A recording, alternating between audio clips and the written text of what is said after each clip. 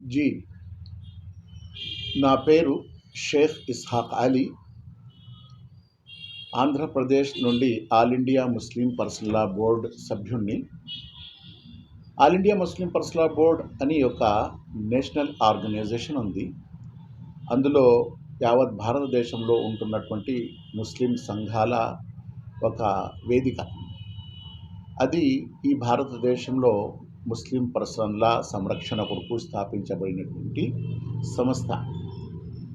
ప్రస్తుతం ముస్లిం సమాజం ఇస్లాం మరియు ధర్మశాస్త్ర అవగాహన లేనందువలన అనేక తప్పులు జరుగుతున్నాయి. కాబట్టి all India Muslim personal law board ప్రజలకు ముస్లిం పర్సనల్ లా అంటే ఏమిటి అని ముస్లిం పర్సనల్ లా అవగాహన సదస్సు నిర్వహించడానికి భారతదేశంలోని అన్ని రాష్ట్రాలలోనూ, మన ఆంధ్ర రాష్ట్రంలోని అన్ని జిల్లాలలోని అన్ని ముఖ్య ప్రాంతాలలో ప్రత్యేకంగా స్త్రీల కొరకు అవగాహన సదస్సు నిర్వహించడానికి నిర్ణయించుకున్నది. ఈ కారణంగా ఆంధ్ర మరియు తెలంగాణ రెండు రాష్ట్రాలకు సంబంధించిన all India Muslim personal law board స్త్రీల విభాగం కమిటీ వారు 4 సభ్యులు స్త్రీలు ఇప్పుడు ఆంధ్రప్రదేశ్ పర్యటనలో ఉన్నారు. ఈ భాగంగా ముస్లిం పర్సనల్ లా అవగాహన సదస్సు పేరుతో ఒక వారాన్ని మనము నడుపుతున్నాము. గత ఆదివారం కర్నూలులో ఒక మహాసభ నిర్వహించాము. అలాగే గత సోమవారం రాజంపేటలోను, మంగళవారం కడప టౌన్లోను, బుధవారం బద్వేల్లోను, బేస్తవారము ప్రొద్దుటూరులోను, మరియు నిన్న శుక్రవారము తిరుపతిలోను, మరియు ఈరోజు రైచోటి పట్టణంలో ప్రత్యేకంగా స్త్రీల కొరకు ముస్లిం పర్సనల్ లా అవగాహన సదస్సు నిర్వహించాము. అందులో దాదాపు 1000 నుండి 1200 మంది స్త్రీలు ఇచ్చేశారు. ప్రత్యేకంగా ఈ యొక్క సదస్సుల ఉద్దేశం ఏమిటంటే ముస్లిం ప్రజానికానికి, ప్రత్యేకంగా స్త్రీలకు ముస్లిం పర్సనల్ లా అంటే ఏమిటో దాని యొక్క అవగాహన చేయించటం. అందులో తలాఖ్ అంటే ఏమిటో ప్రజలకు తెలియదు, అపోహాలు ఉన్నాయి, మరి కొందరికి అపార్థాలు కూడా ఉన్నాయి. ఏమనుకుంటున్నారు అంటే తలాఖ్ అని చెప్పేస్తే విడిపోతారు అనేసి. అలా కాదు, తలాఖ్ కొన్ని పద్ధతులు ఉన్నాయి, కొన్ని నిబంధనలు ఉన్నాయి. ఎలాగైతే భార్య నచ్చకపోతే భర్తకు తలాఖ్ ఇచ్చి భార్యను విడిపించుకునే హక్కు ఉందో, అలాగే భర్త నచ్చకపోతే భర్తను విడిపించుకునే హక్కు స్త్రీకి హులా పద్ధతి ప్రకారం ఉంది అని దానికి అనేక వివరాలు ఉన్నాయి. అది తర్వాత మాట్లాడవచ్చు. అలాగే ఒకటికి మించిన పెళ్లి బహుభార్యత్వం అని అంటారు. దాని గురించి ఒక అపోహాలు ఉన్నాయి. కొందరు కావాలని బురద చల్లుతూ ఇస్లాం మరియు ముస్లింలపై దుష్ప్రచారాలు చేస్తున్నారు. కానీ దాని వాస్తవం ఏమిటో అది తెలపడానికే ఈ సదస్సు నిర్వహిస్తున్నాము. ఇస్లాం బహుభార్యత్వానికి అనుమతించలేదు. బహుభార్యలు ఉన్న వారికి నిర్మూలించింది. 10, 20, 30, 100 మంది భార్యలు ఉన్నాయి లోకంలో ఇస్లాం రాకముందు. దాన్ని నిర్మూలిస్తూ కేవలం ఒకవేళ మనిషి వ్యభిచారం చేయకుండా ధర్మ ప్రకారము 4 వరకు పెళ్లి చేసుకోవచ్చు, అంతేగాని ఉన్నవారికి పెంచుకోండి అని చెప్పలేదు. దానికి కూడా చట్టాలు ఉన్నాయి, అది వివరాల్లో వెళ్తే తెలుస్తుంది. అలాగే విడాకులు పొందిన స్త్రీ యొక్క అవసరాలు, ఆమె యొక్క భరణం ఎలా, దాని గురించి కూడా కొన్ని అపోహాల పాత్రలు ఉన్నాయి, దాన్ని కూడా వివరించడము. అలాగే సంతానం లేని వారు ఇతరుల బిడ్డలను తీసుకొని పెంచుకోవడం అనేది ఒక సమాజపు సమస్య. దానికి ఇస్లాం ఏమంటుంది ప్రజలకు తెలియదు. కానీ మన భారతదేశం ఇందులో జోక్యం చేసుకొని పెంపుడు కొడుకు కూతురి గుడక ఆస్తిలో హక్కు ఇవ్వాలనేసి మాట్లాడుతుంది. కానీ ఇస్లాం ధర్మంలో పెంచుకున్న కొడుకైనా కూతురైనా వారికి వారసత్వం అనేది చెందదు.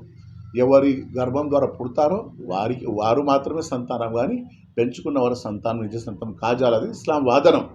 కాబట్టి దానికి కారణాలు ఉన్నాయి, అవి కూడా వివరాలకు వస్తే తెలుస్తుందన్నమాట. అలాగే ఆస్తిపాస్తుల ఒక వ్యక్తి చనిపోతే స్త్రీ పురుషులకు ఆస్తి హక్కు ఉంటుంది కదా, ఆ విషయంలో కూడా చాలామందికి అపోహాలు అపార్థాలు ఉన్నాయి.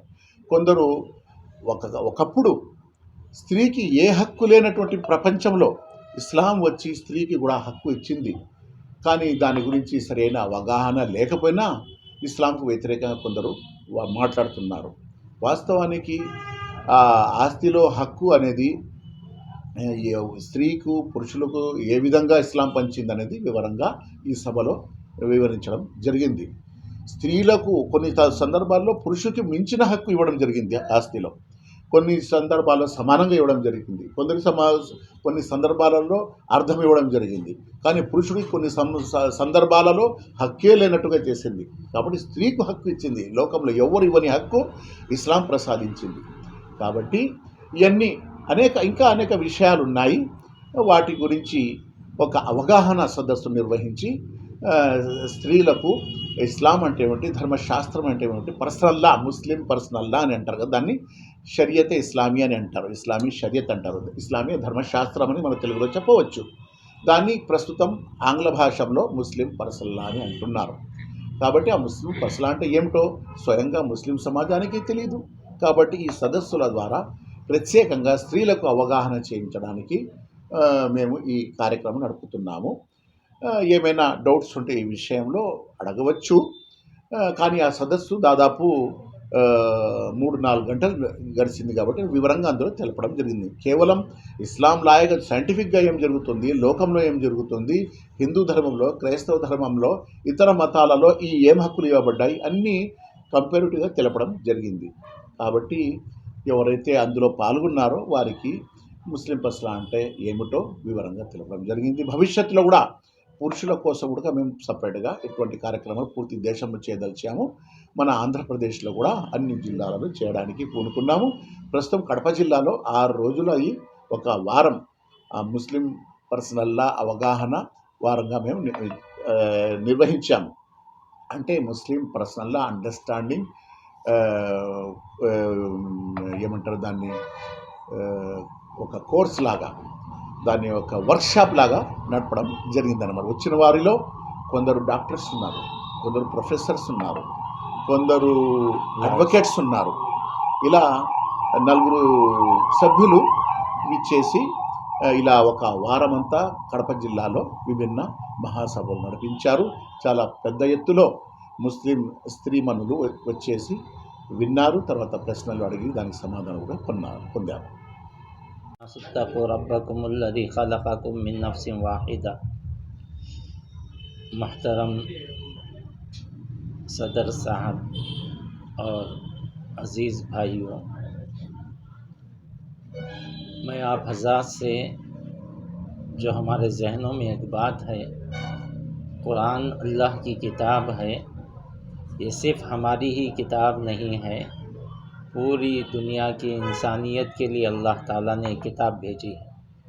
जैसे परवरदिगार आलम सबका रब है और सबका पालने वाला और सब पे रहम करने वाला, सबको खिलाने वाला, वजूद बख्शने वाला एक है, उसी की ये किताब है। और ये किताब सिर्फ मुसलमानों की नहीं, मुसलमानों ने ये समझ रखा है कि ये किताब हमारी है। ये किताब सबकी किताब है और जो इससे हिदायत हासिल करना चाहे वो हिदायत हासिल करना चाह सकता है। और ये वो किताब है जिसके ज़रिए से बहुत से रास्ते पे भी आए हैं, बहुत से गुमराह भी हुए हैं।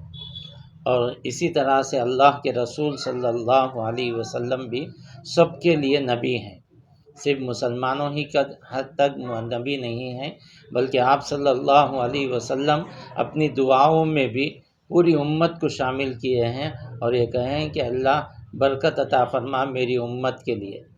ये हम उम्मत दावत हैं, हम उम्मत इजाबत हैं और दूसरे मज़ाहिब के लोग उम्मत दावत हैं और हम उम्मत इजाबत हैं।